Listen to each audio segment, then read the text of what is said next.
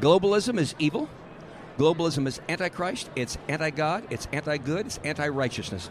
Period. World Economic Forum is for world domination. It's dangerous. Those who attend it can be duped by it.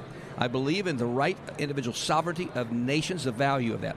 When Prime Minister Trudeau in Canada, suddenly turned Canada into Cuba overnight and confiscated private property by freezing the bank accounts of people who'd given as low as $50 to the truckers. And by the way, we had the privilege of interviewing truckers and many of the pastors embedded with that movement. That was a godly, righteous, holy movement. They were highly sophisticated, highly organized, very smart people that did what they did. I'm not saying everybody was a believer, a Jesus follower. I'm not saying every action was perfect, but I'm saying overarchingly, that was a remarkable move of God in Canada that spurred something globally against this globalism, which is good.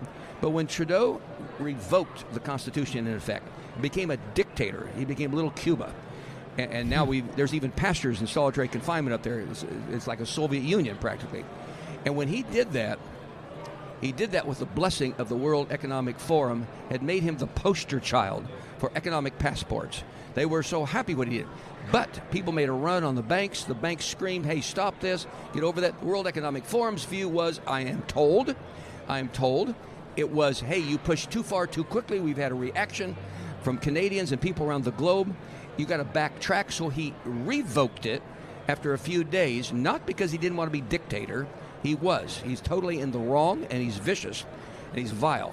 He did it because they pushed too hard, and enough people rose up. They knew they were going to lose this in the public relations battle, and maybe even in other ways. The globalism of our nation has had three huge upsets recently in their plan and their strategy. Number one was the election of Donald Trump. Number two, it was the rejection of the coerced COVID vaccinations, masks, etc. As a global phenomenon, people said, enough is enough. We now know you're lying to us. I've had COVID twice, by the way. My first time was serious. It's in the hospital. I was very, very sick. My second time was only a month and a half ago, and I went through that in a day. And I carry a lot of antibodies. I've been tested with the most sophisticated. I carry a ton of antibodies, 10 times the normal right now, as a matter of fact. But I do take COVID as a disease seriously. What I don't take seriously is the manipulation of numbers by government and the overreach of government. And that reaction set off, realized the globalists they weren't controlling. And then the third was the Canadian truckers set off a movement most recently that has picked steam up globally. And so they're knocked back for a little bit, and they're saying to Trudeau, we got to cool it a little bit. The peasants are rising up against this.